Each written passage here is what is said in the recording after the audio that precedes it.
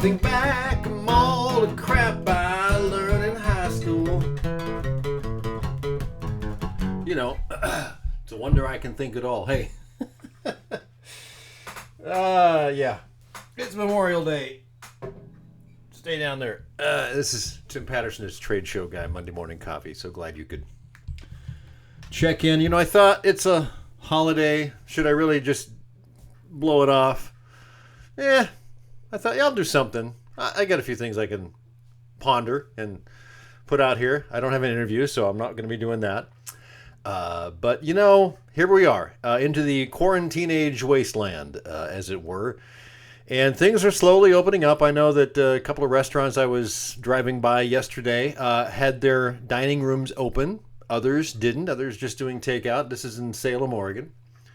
And I know that a lot of other states are doing a lot of fully opening.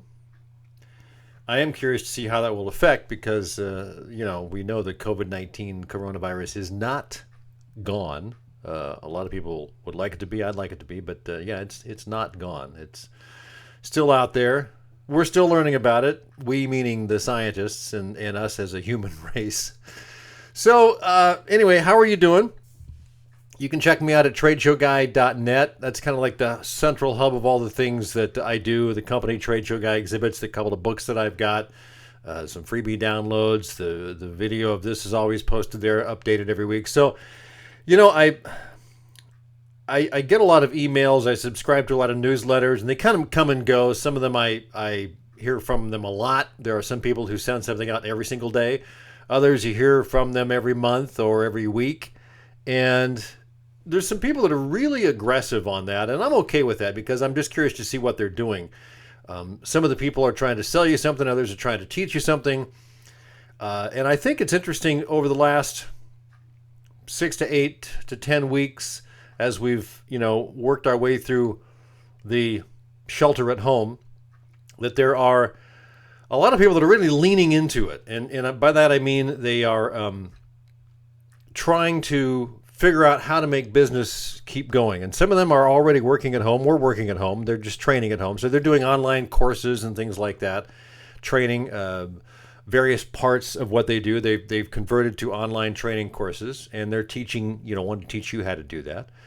And I'm not interested in that because I actually looked at that about 12, 13 years ago and designed a whole course, produced a lot of stuff for it, wasn't able to get it off the ground. But it was an interesting process. I learned what it takes to do that. And I don't want to do that because I realize that you need pretty big tribe to do that. You need a lot of people following you. And, you know, what I have is pretty minimal as far as that goes. And the people that are following and listen, I certainly appreciate. But you need quite a bit more to sustain a decent income over that, which I don't have. So my income actually comes from selling exhibits. I'm not selling exhibits right now, so that's another story. We'll get to that here in a second. So I've looked at that, online courses, and just, you know, the effort that would go into it and what I would get out of it just wouldn't be worth it. So that was one thing. Another thing that I see people teach is public speaking. And now, right now, I think for this time being, a short time longer maybe, people will not be speaking in public much because there won't be any events. That will change. And, you know, back in, I'm going to say 10 years ago, 9, 10, 11 years ago, I did a fair amount of public speaking. I learned to speak in public many, many years ago. I'm comfortable with it. I'm okay with it. My radio background, the speaking part is fine. Getting up in front of people, I had to learn how to do that. It's fun. I enjoy it. It's not something I'm extraordinarily good at. Some people are naturals at it. I have to work at it. I can go up there and give a speech. I can, you know, read it from cards. I can give it off the cuff. I can prepare it, all that stuff. I know how to do that. But it doesn't really thrill me. And unless you get to a certain level and you do it all the time and you really love doing it, there's not a lot of money in it. I was invited to a number of conferences back around 2010, 2011. And the organizers, because I was looking for a place to speak, said, yeah, come. We'll get you in the conference for free. They won't pay any fee to go. They won't pay any travel expenses. They won't pay anything. But they will get you in for free. And they say, we'll put you in front of clients. Well, I did that about 3 times and realized no clients. That's not really what it is. And so if you're going to be a public speaker, you should do it from the aspect of, I want to do this to get paid. Yes, you can do it to pitch a book or be an expert on something, but again, you've got to reach a level to do that. And my interest level in doing that, I don't have the passion for it. I'm passionate on other things, but not for that. So I figured I can't do that. So I'm not going to do that. So what is the Trade Show Guy Exhibits business doing now? I'm just kind of, riffing here. Nobody's bought an exhibit for a few months, and I suspect that'll be the same case for the next few months. But I keep in close touch with the folks up at Classic Exhibits. They're just up the road from me, which is nice, having one of the top 3 or 4 exhibit designers and builders and manufacturers in my backyard. And I've worked with them for 15 years or more. So I know what they're capable of. I know how long they've come, how far they've come, and what they can do. So lately, we've been shooting a video. I'm going to go up again the next couple of days and shoot another updated video on a product that they've taken some elements of their exhibit world, and they're reconfiguring it to make these office pods, office dividers, which compared to a lot of the other stuff that you see in offices, the open offices with the cubicles, they are better priced. They're more aggressive as far as the pricing, and they're easier to set up. They're cleaner looking. There's so many advantages to it, and if you're interested, stay tuned to the newsletter and to the podcast, because that'll be coming out before too long. We'll talk about that. And so that's something I'm looking to market a little bit and see if anybody's interested. And I think the fascinating thing about what is happening with the changes being brought on by the coronavirus is that the open office, I've seen a lot of articles on this and some data.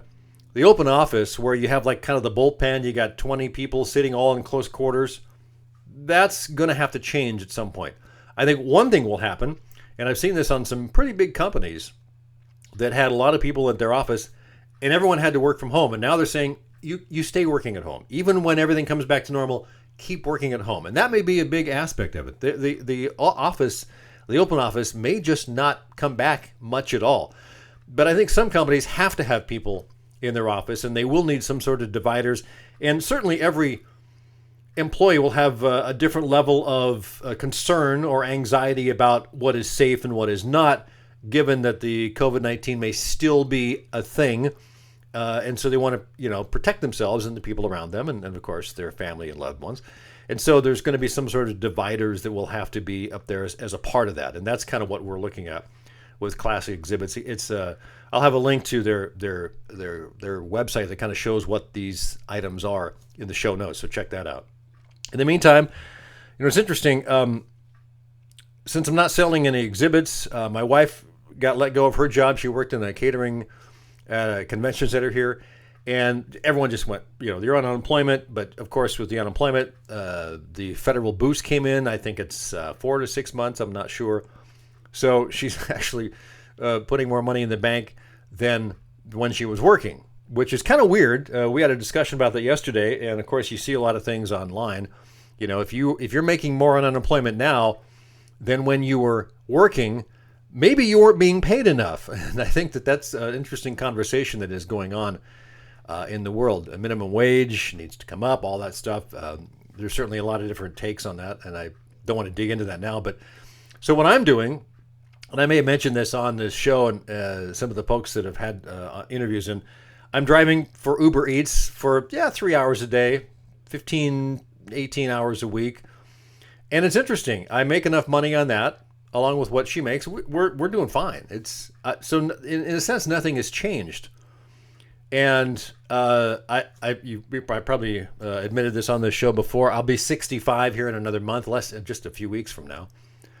On the same day my mom turns 92 in June. And so if I wanted to, if I needed to, I could, collect Social Security. I don't plan to do that for another year and a half. I want to kind of raise that number a little bit. But so I'm not really concerned as far as that goes. I know it's different for everybody. Everyone has their own situation. So I just thought it might be interesting here on Memorial Day as we kind of look at the beginning of summer and kind of the shift from one part of the year to the other.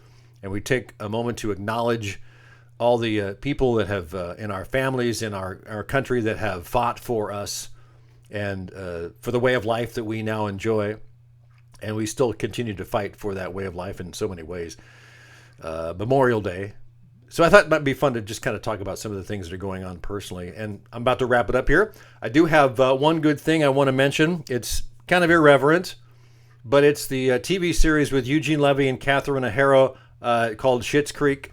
It's I think they've wrapped it up with season 6. I'm not sure which network carried it, but I've been watching it on Netflix. My wife and I love it. It took us a good season to get into it, but there's 5 seasons on Netflix, and we're about halfway through season 5, and we thought, what are we going to watch after this? The episodes are like 22 minutes long. It just goes, and it's hilarious. It's quite profane at times, just to let you know, but it's worth it. Eugene Levy has that old SCTV humor. Catherine O'Hara is from the SCTV days, way back when, and Eugene Levy's son, Daniel Levy, is one of the main characters. He actually came up with the idea for the thing, and there's an interview. I'll go ahead and, if I can remember, I can put that in the show notes as well. Interview he did with Mark Maron on his podcast. So I think that'll wrap it up. Oh, by the way, the hat. The hat I bought, I want to say, when did I get this? 88, 89? Right around that time. So 30 years ago, a friend of mine had a clothing store in Portland when I was living there, and I saw this hat, and I thought, I gotta have this, and it's cool. Have yourself a great week, and I'll talk to you next time around on Trade Show Guy Monday Morning Coffee.